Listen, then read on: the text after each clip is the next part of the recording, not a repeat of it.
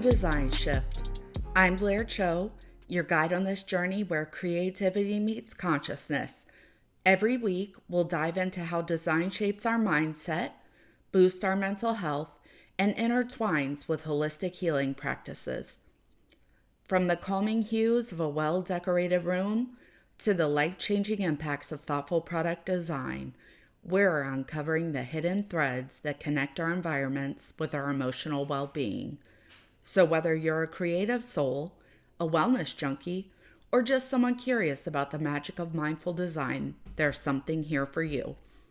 So grab your favorite drink, settle into your coziest chair, and prepare for enlightening conversations with designers, mental health warriors, and holistic healers who are all on a mission to shift how we think about our spaces and ourselves. Are you ready to shift your perspective?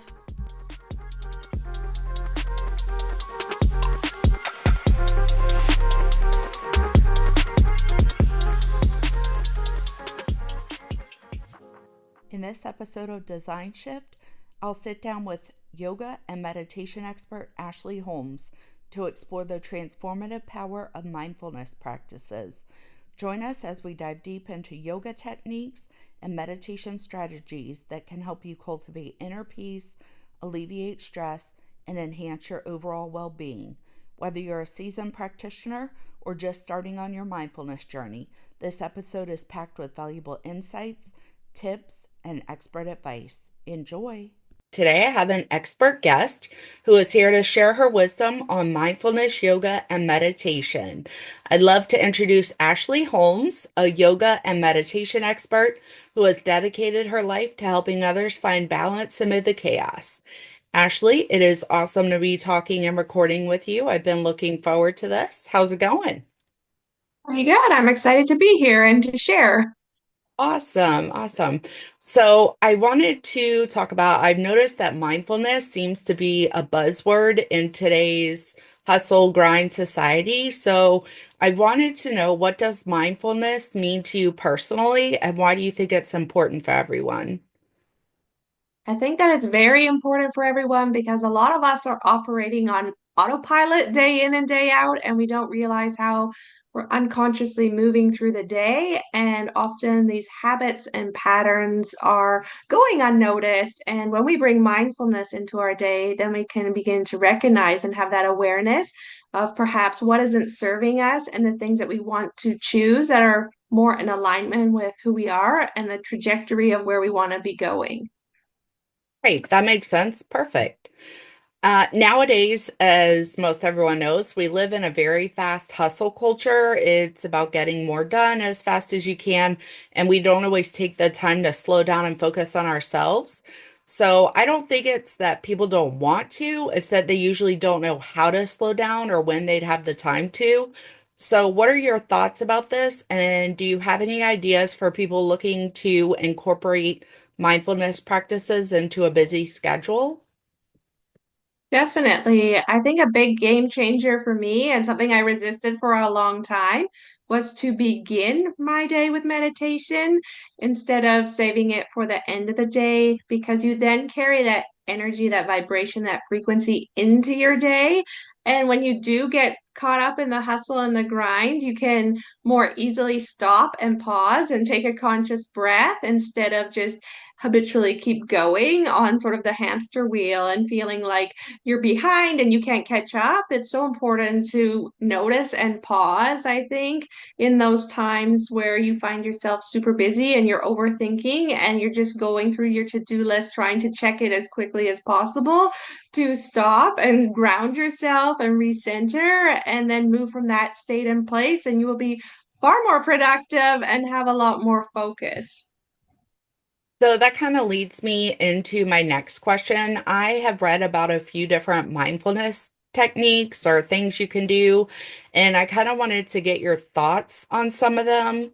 So the first one is just creating an easy 5 to 10 minute morning ritual to do yoga or meditate, which you kind of just talked about. So what are your thoughts on that? So you find it beneficial? Like, how can people implement that? I think it's important to just bring it into your day as early as possible. We all have those days that don't go the way we planned for whatever reason. And I think the sooner that you can come back to that instead of carrying on, the better off your day is going to be. And the more sort of grounded and resourced you're going to feel within when you can tap back into that state in place instead of letting life sort of lead you astray and going down off a road that you don't want to be on, right? You can just realign yourself in the moment and be like, okay, just press pause, whether it's your coffee break or whatever it is, wherever you are, that you just take that moment to return to yourself, come home to yourself. And, I would love if I had time to meditate and do yoga and all of these things before my day got started. But I am a mom of three with a business as well. And so I do my meditation and I fit my yoga in when I can. And that is a daily practice, a daily ritual. But when that happens depends on the day. But it's just that commitment to myself of I will show up for myself when I can in the best way that I can and for the amount of time that I'm able to that day. Sometimes it's a 20-minute practice. Sometimes it's a 75-minute practice. I think we have to sort of let go of all the expectations of if I can't do it this way or for this long, then I'm not going to do it at all. I Right. think it's just whether your meditation starts with 5 minutes, start where you're at and go from there. It's a practice, not perfection. And I think sometimes it holds people back. Right. I love that. I think that's awesome. As a mom, I definitely struggle with trying to find time for myself. But, they always say like you can't pour from an empty cup. So you really have to take, even if it's 5 minutes, just take some time for yourself. So, yeah. What do you think about just purposefully taking mindful breaks throughout the day to do like a quick breathing exercise, step outside, do some stretching? Is that something that could be helpful to people? Definitely. As often, I think we can all take that pause and step away from the computer and, to get some fresh air, whether it's a walk around the block or whatever it may be, is going to benefit you, right? You're going to feel better when you return. And I think sometimes we just think that we always have to be productive, and yet this can help us to be more productive when we actually take and incorporate those moments for ourselves, whether it's a stretch break or a walk around the block, or we do pranayama breathing exercise that's just going to help us come back and land back into our bodies. Yeah, and this kind of goes off what you talked about before. Like instead of trying to carve out huge chunks of time for mindfulness, because I think a lot of people get really overwhelmed thinking that they need to plan it out and dedicate all this time to it. Just kind of focusing on adding, simple mindful moments into your day, like you said, like maybe on your commute while you're waiting for your coffee, something like that would definitely be positive. And then of course the one everyone has heard about, journaling. Do you journal? Yes, it's a must. Yes. Tell you Yes. why. I agree. So I personally love journaling. I definitely don't do it every day like I should or want to. My goal is to do it every day. It doesn't always happen, but I will say it's really, and you may feel this too, it's really relieving to actually get things down on paper. And, it's great to just list a couple things each day that you're grateful for, free write however you want to journal. There's, no right or wrong way. It's just whatever comes to you. And I think it really helps people kind of gain perspective and become more grounded. Definitely. It was instilled in me as part of my training, that is one of the best things that you can do for yourself before you go to bed is to brain dump, is to get those thoughts that are in your mind, perhaps of things that didn't go well that day or the way you wish things would have been, so that then you're not ruminating over them in your sleep and you're not waking up with them again in the morning. So you don't have to read it again. It doesn't even have to make sense as you're writing it. It's just to let the words flow and to feel the benefits from it. And then by doing that, you can begin to become aware. of things that keep showing up and patterns and noticing those things again of, oh, I'm feeling stressed when, or whatever the case may be. You become more aware of things that are showing up for you on a regular basis.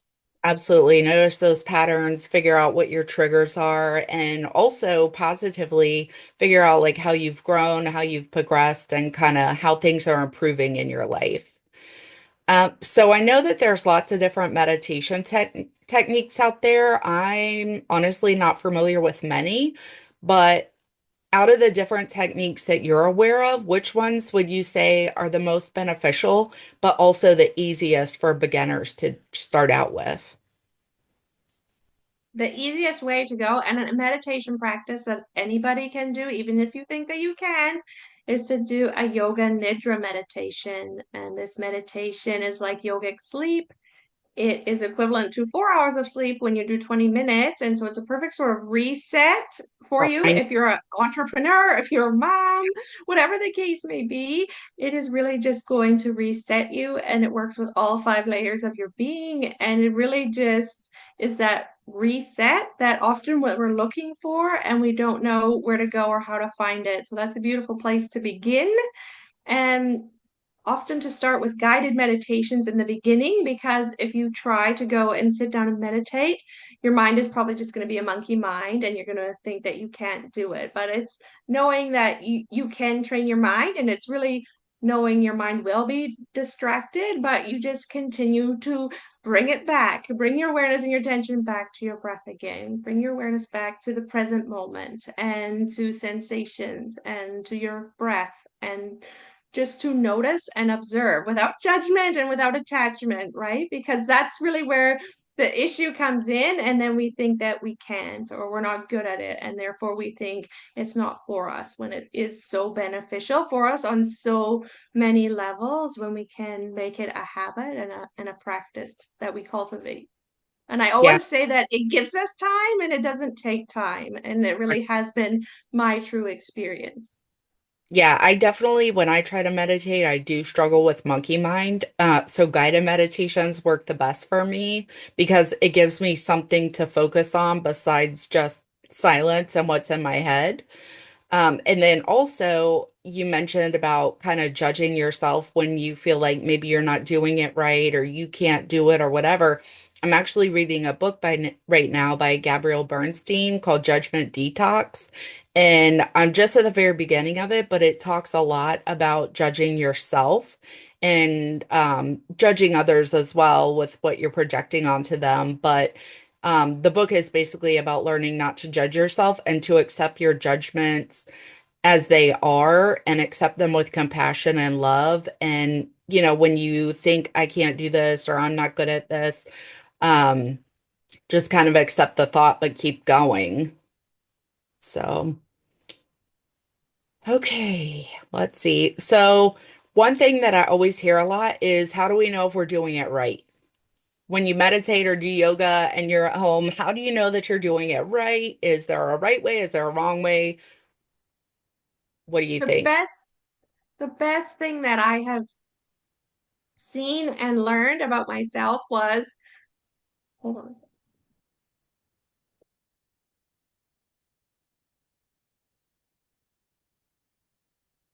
Bless you. sorry about that. It's okay. The best thing that I've seen and witnessed for myself,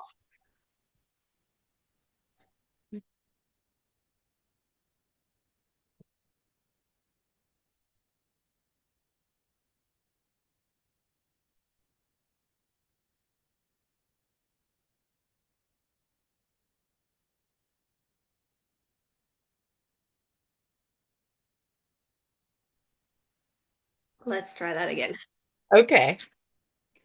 The thing that I've seen and learned for myself is to truly become your own teacher, to listen to your own body, to understand your own body, your own thoughts. And initially, that will be guided externally, but the whole point is for you to get to know yourself, to understand your body, to listen to your body, to give your body what it needs, to practice with what serves you best on that day in the moment, to know that if you're out of alignment, say your back is hurting or your throat is hurting or whatever the case may be, then you're going to choose something that is supportive for that and nurture yourself in that way and give yourself what your body is asking for, what it is seeking, because whatever is showing up for you is showing up for a reason. And so it's just learning to understand and honor your body is going to be the best thing for you. So initially, you'll want to find a teacher that resonates with you, someone that is easy to follow, that allows your nervous system to feel safe, secure, totally relaxed. And then you will learn to be able and understand how to begin to do those things for yourself. Because I used to go to yoga to check out, not to check in. And the best thing that my teacher did in my training was for me to learn to listen to my body, to understand my body, to breathe according to when I needed to breathe. And so it started to come from me instead of from outside. And I honestly didn't slow down and begin to do that until I was pregnant and I couldn't move at the same pace and the same rhythm as everybody else. I had to slow down even more. I had to take less full breaths because that's what my body was asking me for to do. And so I had to learn and listen and then do those things. But that was the greatest gift, was that I needed to become my own teacher instead of it coming from outside of me. Yeah, that's really good advice. I think that really makes sense. Um, so to wrap this up, what's one final takeaway that you want listeners to remember about integrating mindfulness into their daily lives? That you can do it, and you can do that by prioritizing it and realizing it's a practice, to let go of perfection, to let go of what you think it could be, should be, and is meant to look like, and practice what is in the moment, in the present moment, and to give yourself grace if you miss a day or a week or a month. Know that it's there to support you and to help you, and you can work with it and really come home to yourself and to understand yourself on a deeper level. It's awesome. Thank you so much for joining me today and for sharing your abundance of knowledge. I know you've definitely made a difference for me and really given me a lot to think about. And I'm sure you've made a difference for those listening as well. So thank you so much. I really appreciate it. You're very welcome. And that wraps up today's episode of Design Shift. I hope you're feeling inspired to transform your life into a healthier place for your mind, body, and spirit. If you enjoyed today's episode, I'd love for you to leave a review and subscribe. It would help the show so much. And for more mindset and design elevating inspiration, follow me on Instagram at b.cho.design. Thank you so much for tuning in. I'll see you next time.